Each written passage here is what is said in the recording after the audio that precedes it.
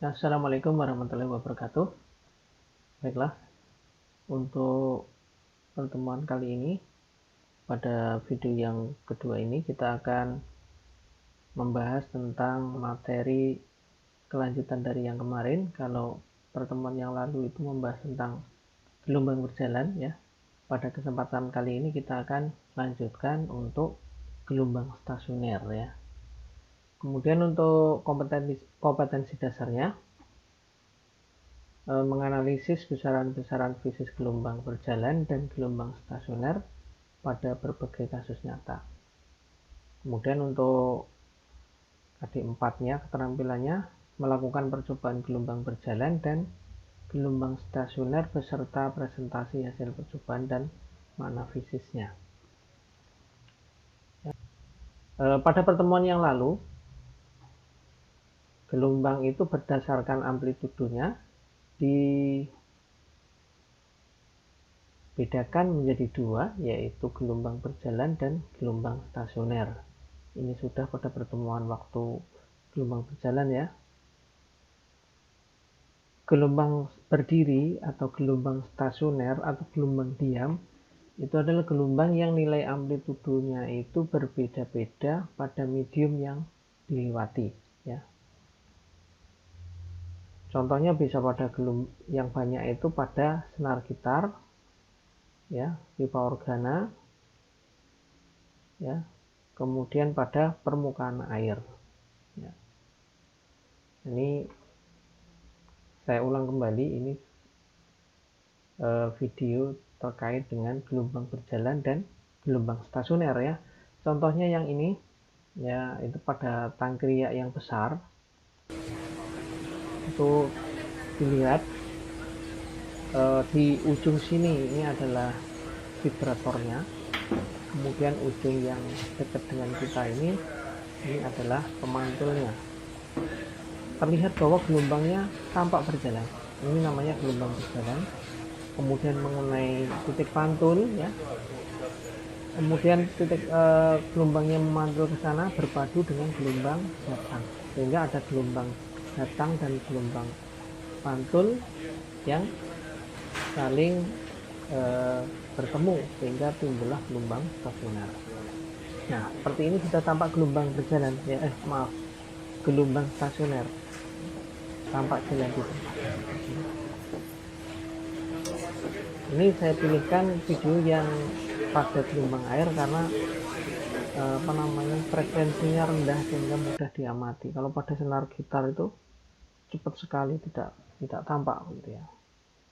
Videonya saya ambil dari sini. Selanjutnya untuk gelombang stasioner itu adalah, ya, jika dua gelombang berjalan pada medium yang sama, memiliki frekuensi dan panjang gelombang yang sama, bergerak dalam arah yang berlawanan, menghasilkan gelombang stasioner atau gelombang berdiri, ya. Kemudian ketika ada gelombang yang datang dan gelombang pantul itu ketemu, ya, kita gunakan prinsip superposisi, yaitu menyatakan bahwa dua gelombang atau lebih yang bergerak pada medium yang sama, simpangan pada sembarang titik pada medium itu merupakan jumlah aljabar dari masing-masing gelombang. Jadi superposisi itu dijumlahkan, dua simpangannya antar gelombang datang dan gelombang pantul itu dijumlahkan sehingga akan timbul gelombang stasioner, ya. Contoh ini saya ingatkan kembali untuk pantulan. Kalau misalnya pada ujung terikat itu terjadi pembalikan fase. Seperti ini namanya pembalikan fase, yang semula pulsanya di atas, ketika memantul berbeda arah. Berbeda untuk ujung bebas. Kalau ujung bebas itu tidak terjadi pembalikan fase. Ini penting ketika nanti kita menurunkan untuk persamaan gelombang stasioner. Baiklah, kita lanjutkan. Nah, ini juga sama, dari medium kurang rapat ke medium lebih rapat. Ini seperti pada ujung tetap ya. Kalau ini pada ujung bebas ya. Berikutnya ini simpangannya kayak gini, yang dimaksudkan dengan superposisi itu dijumlahkan seperti ini. Nah, ini pada titik di sini ini tetap terjadi simpul ya. Di sini tetap terjadi simpul. Maaf ini kecoret. Di sini tetap terjadi simpul. Ini simpul ya. Kemudian yang di sini tetap terjadi perut. Yang ini simpul, ini perut begitu ya. Baiklah, kita mulai ya untuk pembahasan ya. Gelombang stasioner pada ujung bebas ya. Pada gambar di bawah ini ya, silakan diperhatikan. Misalkan titik A ini sebagai titik awal, ini digetarkan dengan menggunakan vibrator dengan frekuensi tertentu sehingga gelombang itu berjalan menuju ke kanan ya, menuju ke kanan di sini. Set gitu. Kemudian menuju titik B melewati titik Q ya. Jika misalnya panjang talinya ini adalah L, kemudian jarak titik Q terhadap titik pantul itu X ya, maka bisa gambarkan di sini. Tolong diperhatikan untuk notasi X itu berbeda kalau pada gelombang berjalan.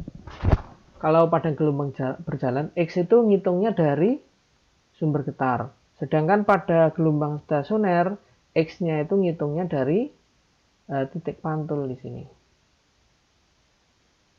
Nah, seperti itu ya. Sekarang misalkan L adalah panjang tali dan X adalah jarak titik Q yang teramati terhadap titik pantul pada ujung bebas yaitu titik B. Kemudian jika A digetarkan, maka persamaan simpangan di titik A itu sama seperti kemarin ya. Persamaan simpangnya ya biasa, Y sama dengan Y di titik A sama dengan amplitudo dikalikan sinus 2pi per periode dikalikan waktu getar A ya. Kemudian jika titik Q itu berjarak X dari ujung bebas B, mengalami getaran gelombang dari titik jika gelombang sudah tiba di Q ya. Jadi kalau belum tiba di Q ya titik Q itu masih diam. Nah ini kadang-kadang di beberapa persoalan itu tidak dicek, langsung dihitung gitu ya.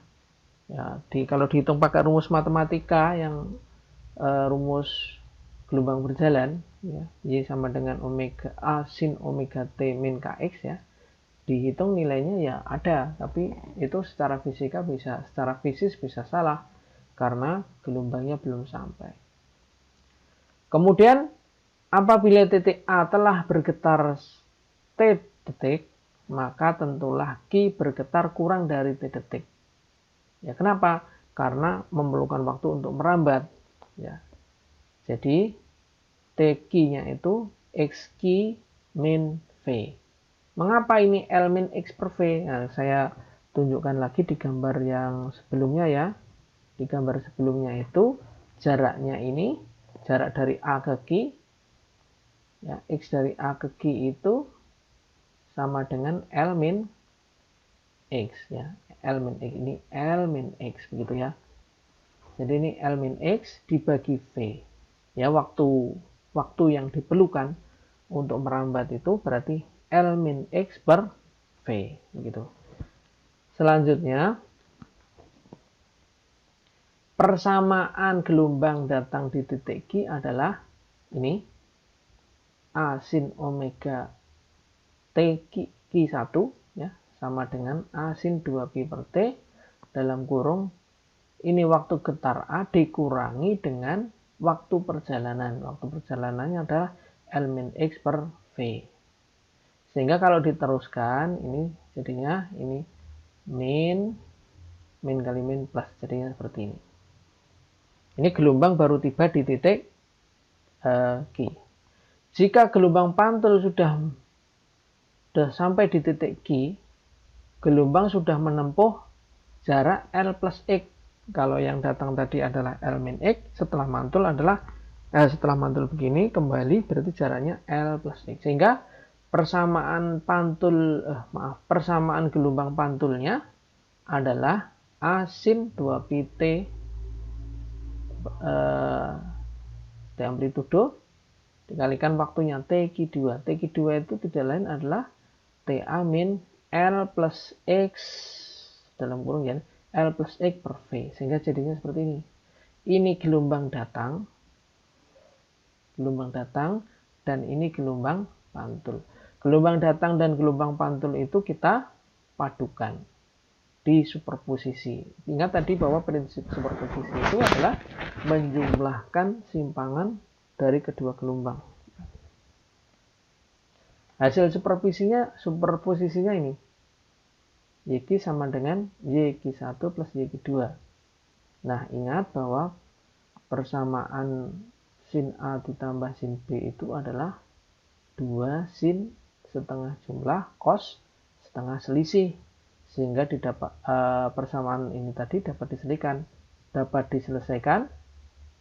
Ini gelombang datang ditambah dengan gelombang pantul. Hasilnya adalah 2A sin setengah jumlah. Ini dijumlahkan. Jadi kalau dijumlahkan ini TA dengan TA ini 2TA. Kemudian ini L per V-nya itu juga 2. Sementara yang ini positif, ini negatif. Untuk X per V-nya saling menghapus, sehingga jadi seperti ini. Kemudian cos setengah selisih. Selisihnya kalau TA dengan TA habis. Min L per V ditambah min jadi ya. Jadi plus yang hilang. Tinggal ini saja. Ya. Min X per V. Ya maaf. X per V min X per V. Jadinya 2X per V. Nah, kita lanjutkan, ini dimanipulasi seperti ini, sehingga kita dapatkan 2pi per T itu omega, ya. Jadi persamaan gelombang stasionernya adalah 2A sin omega T min KL cos KX. Nah, yang ini KX-nya kita geser ke depan, jadi 2A cos KX sin omega T min KL. Nah, ini yang disebut sebagai amplitudo dari gelombang stasioner. Ini amplitudo gelombang stasioner. Jadi kalau nilai cosnya itu adalah maksimum 1, jadi kalau gelombang datangnya tadi misalnya mula-mula amplitudonya 1 cm, setelah menjadi gelombang stasioner, amplitudo maksimumnya itu bisa menjadi 2 kalinya. Nah, persamaannya ini 2A cos, coba lihat di sini tadi ya. Ini 2A cos KX ya, saya salin di sini.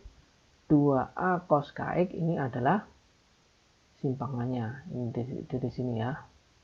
Simpangan maksimumnya ini dari sini ke sini. Ini gelombang amplitudo gelombang stasioner maksimumnya di sini. Nah, kemudian gambarnya di sini karena pada ujung bebas, maka pada ujung bebas itu terjadi perut. Ini perut, ini simpul, perut, simpul, dan seterusnya. Sehingga kalau digambarkan seperti ini, maka posisi simpul pertama berapa? Ya ini 1/4 gelombang. Kalau gelombang itu satu gelombang penuh kan, ini satu bukit satu lembah begitu kan. Nah, ini simpul, ini perut, ini simpul, ini perut, ini simpul. Jadi simpul dan perut yang berdekatan itu adalah, ini adalah 1/4 lambda. Ini sama ini 1/4 lambda. Jadi ini 1/4 lambda. Kemudian untuk simpul yang kedua nih 1, 2, 3, 3/4 lambda. Kemudian simpul yang ke berapa ini ketiga? 1, 2, 3, 4, 5. 5/4 lambda gitu ya. Polanya seperti ini. Tapi tidak perlu dihafal, kalau dari mending digambarkan terus ini dihitung lebih mudah. Kemudian posisi perut pertama ya 0. Dari ini ngitungnya tetap dari titik pantul ya. Kemudian untuk perut yang kedua di sini itu berarti berapa? 1, 2, berarti 2/4 atau setengah lambda. Untuk perut yang ketiga 1, 2, 3, 4, 4/4 atau 2 per 2 lambda. Ini persamaannya seperti ini. Nah, jadilah kita mengetahui posisi-posisi simpul dan perut. Nah, biasanya soal-soal kalau dulu masih zaman ada UN itu ya, yang ditanyakan tuh hanya simpul ke berapa, itu posisinya berapa, begitu, cuma begitu ya. Tidak pernah ditanyakan simpangannya, begitu, jarang sekali. Jadi demikian ya yang dapat saya sampaikan ya. Terima kasih atas perhatiannya. Apabila video ini bermanfaat, silahkan di like dan subscribe ya. Semoga ini ada manfaatnya. Cukup sekian. Assalamualaikum warahmatullahi wabarakatuh.